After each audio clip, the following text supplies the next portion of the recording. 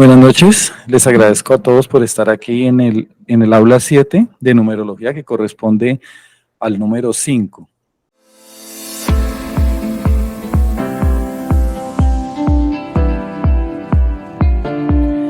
Primero que todo, yo quería decirles que cuando hice el análisis de numerológico, digamos, y cuando intenté entender la verdad la numerología, me basé en varios sistemas como la Kabbalah, como el tarot, como la numerología pitagórica. No quiere decir que, no quiere decir que sean sistemas que sean totalmente hermanos, sino quiere decir que ellos están relacionados como tangencialmente. Lo que pasa es que en el entendimiento de la numerología, para mí vi que era un camino mejor intentar juntar y ver qué cosas en común tenían esos sistemas, porque en últimas era la forma como el ser humano entiende la numerología, independiente de la cultura, independiente del dogma o independiente de la filosofía. El ser humano le va a dar un significado a los números y lo va a plasmar en las diferentes tipos de sistemas numerológicos, digamos, inclusive de oráculos, como el tarot. Cada vez que aumenten los números se van a tornar aún más abstractos. Eso quiere decir que muchas veces va a corresponder la numerología del número 5, por decir algo, con los conceptos cabalísticos y con los conceptos tal vez del tarot. Y otras veces no va a corresponder tanto, sino va a adicionar más conceptos. Y algunas pocas veces va inclusive a contradecir esos conceptos. Lo que intentamos aquí es como sacar una especie de conclusión, como hacer una teoría unificada de la numerología. Es lo que yo estoy intentando en estas aulas de numerología. Dicho esto, podemos comenzar acá. El 5 es el primer número universal porque incorpora los principios de polaridad, que es el 2, y reconciliación, que es el 3. Para los pitagóricos era el número del amor, ya que representa la unión del primer número femenino, que sería el 2, con el primer número masculino, que sería el 3. Para los pitagóricos el número 1 no era un número como tal, porque el 1 era el todo, como ustedes saben, la totalidad, el eterno, prácticamente el origen de todo. Entonces, en realidad, el uno no era un número, sino comenzaba la secuencia a partir del número 2. Y el número 2 era el primer número pasivo, femenino. Y el número 3 era el primer número activo. En la unión de ese 3 con ese 2 es que se forma el número 5, que representa el amor. Aquí tenemos el gráfico de la construcción mental de la mesa. El número 4, como vimos la clase pasada, es el número que correspondía a la matriz de las cosas. La silla ya está creada en ese momento como potencial, como una matriz, como unos planos listos a generar algún objeto, en este caso la silla. Pero el número 5 llega ahí para relacionar la polaridad del número 2, o sea, las polaridades que habíamos hablado, que era un contenedor, con el número 3, que es la inspiración, la creatividad, el relacionamiento. La unión de esos números, de la creatividad y de la polaridad, crea un efecto de voluntad, un efecto ya de hacerse las cosas. Se necesitan entonces, como vimos, 4 términos para explicar la idea de la materia o la substancia. Anteriormente yo hablaba de los 4 elementos, pero esos 4 términos resultan ineficientes para explicar su creación. Hasta ahora íbamos en el 4, pero aún para que se comience a materializar la silla se necesita un quinto elemento, como ustedes ven. El quinto elemento es la palabra hacerse o voluntad. Significa más o menos eso, cuando ya se relaciona la creatividad con la polaridad, cuando el mago o la persona ejerza esa voluntad creativa, llega la manifestación en sí de la construcción de las cosas, que es el hacerse. El 5 incorpora los principios de polaridad y reconciliación, como vimos ahí, o sea, el 2 y el 3, los cuales son la clave para comprender el universo manifestado. Y recordemos que como es arriba es abajo y como es en lo micro es en lo macro. La misma forma como se constituye una mesa podría ser por semejanza, por similaridad, la misma forma como fue constituido el universo mismo y la realidad. El 2 es una tensión abstracta. Recordemos que eran las polaridades en esa tensión. El 3 es una relación abstracta. El 4 explica la sustancia, que es la matriz, pero necesitamos al 5 como voluntad para hacerse la obra, solamente haciendo como más énfasis en lo que dije anteriormente. El 5 y la energía. En el número 4 la sustancia se manifiesta como matriz en sí misma. Ya en el 5 la energía, fuerza y voluntad sin límites hace que el individuo proyecte su obra. Esa energía y fuerza sin límites constituye la fuerza dinámica del universo. Ahí está en el gráfico una niña ya ejecutando, de hecho, la acción de hacerse la silla con voluntad.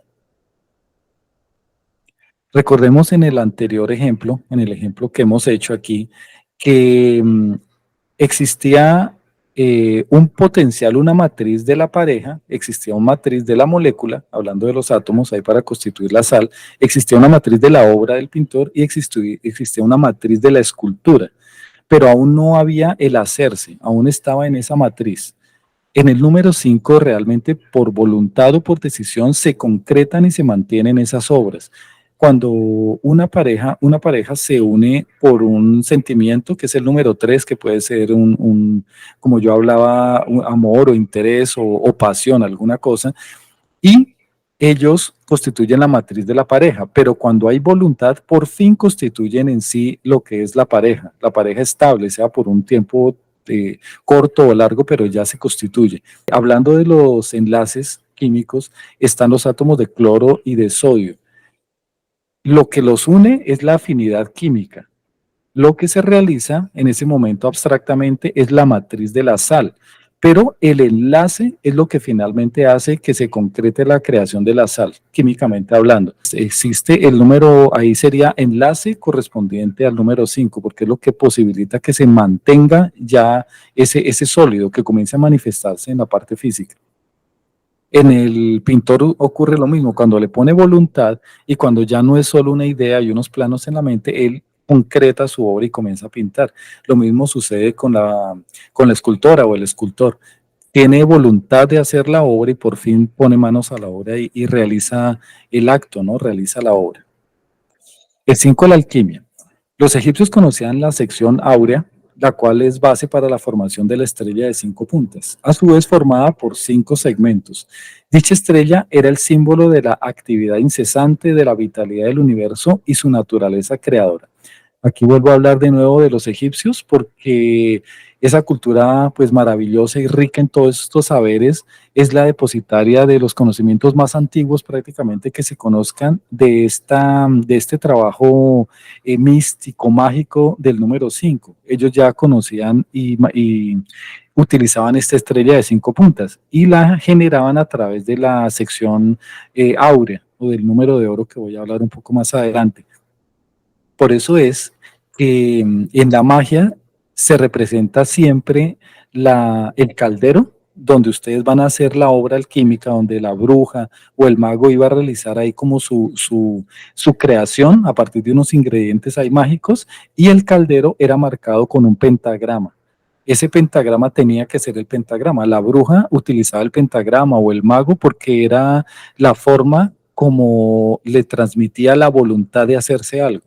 Es como uno hacer una sopa y uno tener esas ganas de que salga bien la creación. Como uno transfiere esa voluntad mágicamente a través de esa simbología del número 5, porque el número 5 es ese quinto elemento manipulando los otros 4, manipulando la matriz y logrando que haya vida. Por eso es que se utiliza el pentagrama en los calderos y prácticamente en cualquier sistema ritualístico se va a utilizar es el 5 como representativo de la voluntad del mago.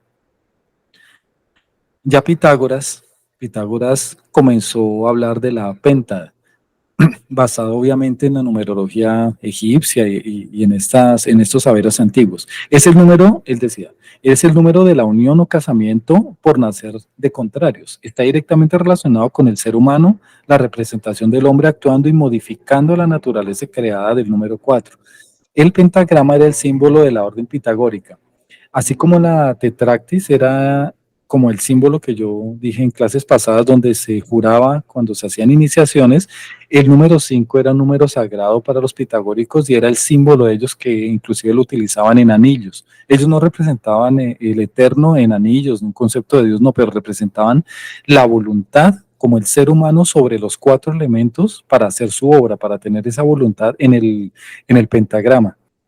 Inclusive yo tengo un anillo de un pentagrama aquí, que es prácticamente esa, ese tributo que también yo hago a estos saberes antiguos, del pentagrama como fuerza para materializar las cosas, para manipular los cuatro elementos en la Tierra.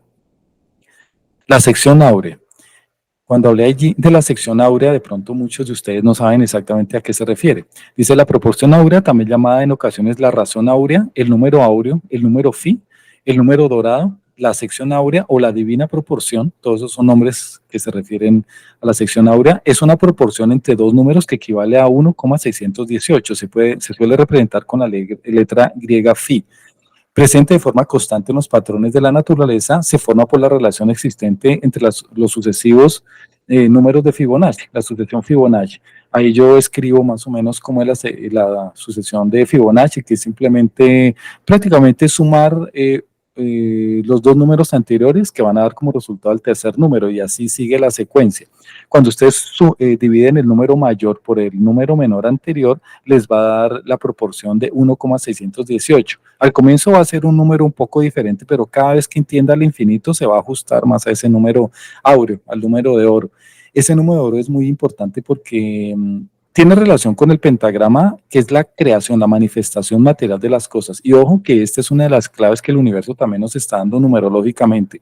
Ese número es utilizado de forma, digamos que automática, de forma hasta mágica por el universo para la construcción de muchas estructuras, de pétalos de las flores, para las estructuras, digamos, a nivel galáctico, de las galaxias, para esta concha, por ejemplo. Muchas cosas se construyen en base al número de oro y entre más se acerque a ese número de oro, el elemento que se cree tiene una proporción más equilibrada, más armónica.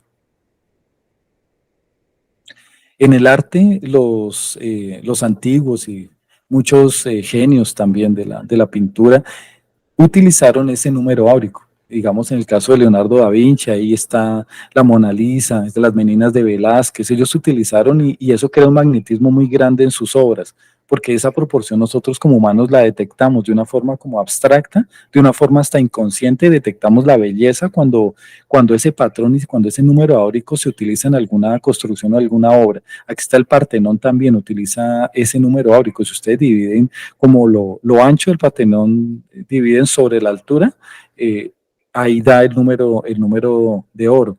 Inclusive en este logotipo de Apple, ellos utilizan el número áurico para generar ese logo de Apple. No es porque sí que lo generan, ellos también utilizan, pues como les digo, entre más se utilice este número áurico en cualquier cosa, el ser humano va a identificar como cierta armonía y cierta belleza y un magnetismo que va a hacer que nos atraigamos por este tipo de simbologías. Aquí abajo también está la belleza de la proporción, también que Leonardo da Vinci hablaba de la proporción del ser humano, del cuerpo. Si ustedes hacen un ejercicio y dividen la altura de su cuerpo, primero tomen la altura de todo su cuerpo y después dividan por la altura desde el ombligo hasta abajo. Ahí tomen una segunda medida. Esa división va a hacer que dé muy seguramente un número muy, muy parecido al número áurico. Nosotros entre más cerca tengamos esa proporción en el cuerpo, el ser humano se va a ver más, digamos que más armónico, más bonito, más proporcionado. El ser humano también tiene esa proporción en el cuerpo. Eliphas Levi diseñó un símbolo que es el tetragramatón, basado en el pentagrama. Por eso es que los magos no pueden utilizar otro número que no sea el número 5 para intentar dar apoyo y para hasta protegerse y para como hacer que dé resultado los actos mágicos. Y Eliphas Levi obviamente tuvo que realizar el tetragramatón basado en este pentagrama y también en unas letras sagradas hebreas. Eliphas Levi consideraba el tetragramatón como un símbolo sagrado y poderoso de la tradición esotérica y cabalística. El tetragramatón se refiere al nombre divino de 4 letras en hebreo, Yud-He-Vav-He, que representa el nombre de Dios en la Biblia hebrea. Para Leví y otros ocultistas, el tetragramatón contenía un significado profundo y simbolizaba la manifestación de la divinidad en el mundo material. Aquí, si ustedes ven aquí, parece un ser humano también con los brazos abiertos y las piernas abiertas. Y también es la representación arriba, sería el número 1, o el individuo mismo, o digamos, el ser consciente, manipulando los 4 elementos que son las 4 otras puntas que existen de ahí para abajo. Eso tiene otra simbología, el tetragramatón, que no viene al caso en el momento porque es un símbolo místico que se utiliza en ritualística y de pronto vale la pena hacer un video específicamente sobre el tetragramatón. Inclusive yo tengo un tetragramatón, que es este que tengo aquí. Aquí tengo un símbolo de esos. Ese tetragramatón yo lo utilizo en la ritualística porque debe utilizarse. Hay unas razones bien profundas por qué debe utilizarse para reflexionar, debe utilizarse como medio inclusive no tanto de protección, sino de voluntad, como les dije, y por otras razones que después tal vez explico en futuros videos. El 5 geométricamente. Como les dije, cuando los números tienden a aumentar, la cantidad de posibilidades y de significados aumentan también. Tenemos más posibilidades y más cosas abstractas ligadas a ellos. En este caso, como ven, antes el número 2, digamos, la línea, era simplemente la línea, no había otra representación geométrica. Pero el 5 ya tiene un pentágono, tiene un pentagrama. Entonces, el pentaedro, el pentágono y el pentagrama. Miren qué curioso que el Pentágono de Estados Unidos se creó con 5 puntas, porque es la voluntad, es el querer hacer la voluntad del que haya ejecutado esa obra. Esa simbología la utilizan, como ven, inclusive en asuntos militares, porque ellos sabían por qué se debía construir de esa forma. Eso va a impactar a todo el planeta. O sea, el cuartel más grande, más poderoso del planeta fue construido a partir de 5 puntas. No podría haber sido a partir de 6. El cuadrado equivale a un pentágono regular. Aquí simplemente yo estoy mostrando cómo geométricamente del 4 se desprende el 5 y el 5 también tiene relación con el cuadrado. Geométricamente, si hay un profesor de geometría, puede hacer este ejercicio o debe saber hacerlo ya y él va a ver cómo está la serie Fibonacci relacionando ahí la construcción del pentagrama, en este caso el pentágono, con el cuadrado. Y al lado derecho arriba existe, coloqué yo un pentagrama donde el pentagrama refleja ese número áureo. Si ustedes comienzan a dividir ahí los diferentes segmentos que conforman ese pentagrama, se van a dar cuenta que ahí también existe el número phi de la serie Fibonacci. Es otra clave ahí, es la construcción, la materialización, la voluntad de crear cosas de forma organizada, equilibrada, armónica. Esos secretos están guardados en el número 5. El número 5, recordemos que no solo tiene su naturaleza de número 5, sino el número 5 tiene la naturaleza de los números que le anteceden. Es solo para recordar, yo había hablado de esto en anteriores aulas. Ya Platón hace ese link también, él entiende lo mismo, él no se sale de esa línea de pensamiento y crea los sólidos platónicos o los interpreta. Dice, los sólidos platónicos son un conjunto de 5 poliedros convexos regulares. Esos poliedros cumplen con 2 características importantes. En las caras, todas sus caras son polígonos regulares congruentes iguales entre sí. Y en los vértices, en cada vértice concurre el mismo número de caras. Los 5 sólidos platónicos son el tetraedro, que tiene 4 caras, el hexaedro, que tiene 6 caras, que es el cubo, el octaedro tiene 8 caras, el dodecaedro tiene 12 caras y el icosaedro tiene 20 caras. Qué curioso de nuevo que 5 sólidos perfectos son los que existen en la naturaleza, a partir de los cuales se van a formar elementos mayores, fractalmente, digamos, pero solo 5, no pueden existir 6 sólidos platónicos con las caras y con los vértices iguales.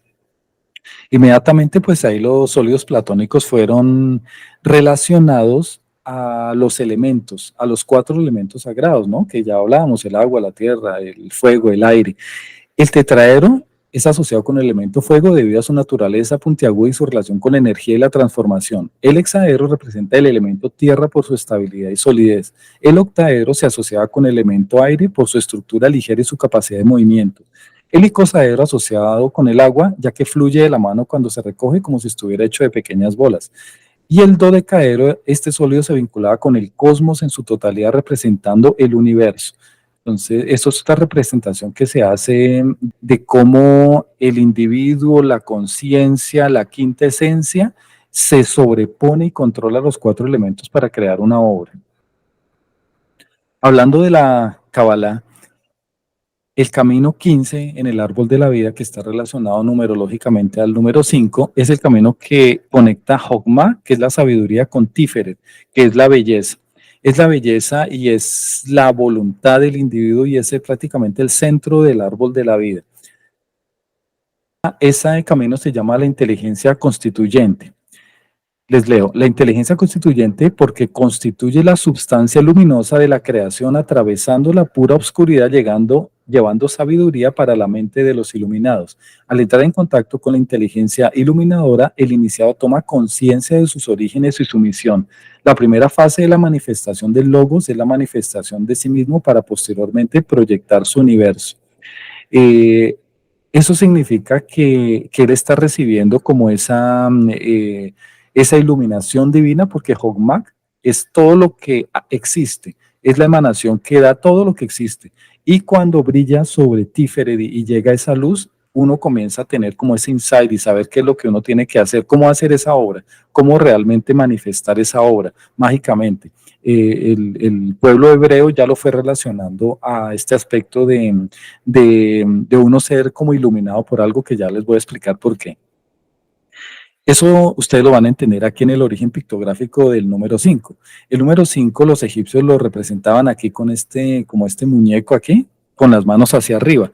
Ese muñeco quería representar algo como el ser humano, ahí de nuevo, desde los egipcios el 5 era relacionado ahí, el ser humano, los brazos hacia arriba como una revelación, como estando sorprendido porque le están revelando algo, y es la figura del ser humano ahí pues perfectamente. Y ya el pueblo hebreo, eso se va desprendiendo como en clases pasadas yo expliqué, se desprende y ellos crean la letra número 5, que es la letra G. Entonces esa letra, Hey o Hev que le dicen, esa letra representa la ventana. Los hebreos ya hicieron la relación no solo del hombre, sino le unieron un carácter más, le unieron el carácter de iluminación y de revelación. Por eso es que Jogmak ilumina sobre Tiferet. Es porque fuera de que hay voluntad y usted necesita hacer la obra, necesita materializar la silla, usted tiene una revelación para concretar perfectamente la obra que sea. Puede ser una silla o puede ser algo en el plan de carrera de uno o familiar, alguna cosa. Una de las principales funciones de una ventana es la de iluminar el ambiente interno y servir como faro a las personas que se encuentran fuera. Por eso es que fue representado como una ventana. Va un caminante y la luz de la vivienda tanto ilumina adentro y a uno le da como la posibilidad de ver los objetos como afuera. Si hay un caminante también va a ayudarse en la caminada, ¿no? Le va como a aclarar el camino ahí oscuro, tal vez si está fuera de la vivienda. G o Hei representa todas las formas de abertura, manifestación e iluminación con la sabiduría de Hogmak, la ventana por la cual podemos observar un destello de poder infinito y de las posibilidades de Hogmak. Que representa que el acto de entrar en contacto con la sabiduría, o sea, Hogmak infinita, necesita de una abertura para que la inspiración nos pueda penetrar. Podemos realmente saber si la persona tuvo una inspiración divina o si el hecho de estar caminando por la verdadera voluntad hace con que la ventana se abra de modo que ella pueda iluminar mejor sus decisiones.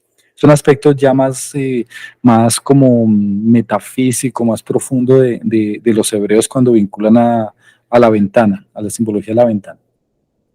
El link que hace, la unión que hacemos con el tarot es la siguiente. Esto dice Eliphas Levi.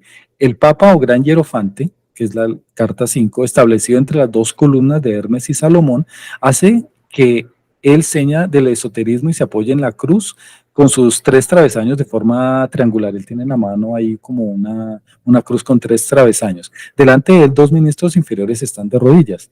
Eso significa indicación, enseñanza, demostración, ley, simbolismo, filosofía, religión. Miremos que Esta carta número 5 tiene también, hace referencia a la simbología del número 2. Digamos, aquí están las dos columnas que anteriormente inclusive tenía la sacerdotisa.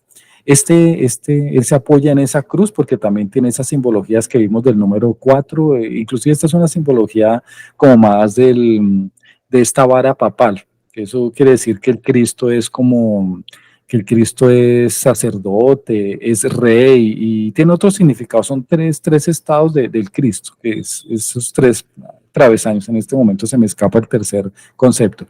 Y están las dos personas aprendiendo. Entonces miren que está la ventana, esa ventana donde se revela algo, y aquí está la persona como revelando algo, como haciendo una enseñanza de algo, indicándole a esos dos discípulos qué deben hacer. Entonces simplemente ellos cambian como la simbología de la ventana por la simbología del Papa o hierofante, un sacerdote. En los tarots se representan bien parecido, con esa especie de cetro ahí papal, las dos personas atendiendo esa instrucción. Aquí está Anubis ya en el tarot egipcio, y en realidad todos tienen el mismo significado. Esta era la parte que yo quería hablar sobre el número 5. Entonces yo me abro ahorita a consideraciones y a preguntas. Lo que ustedes quieran, pues hablar ahí ya queda con ustedes.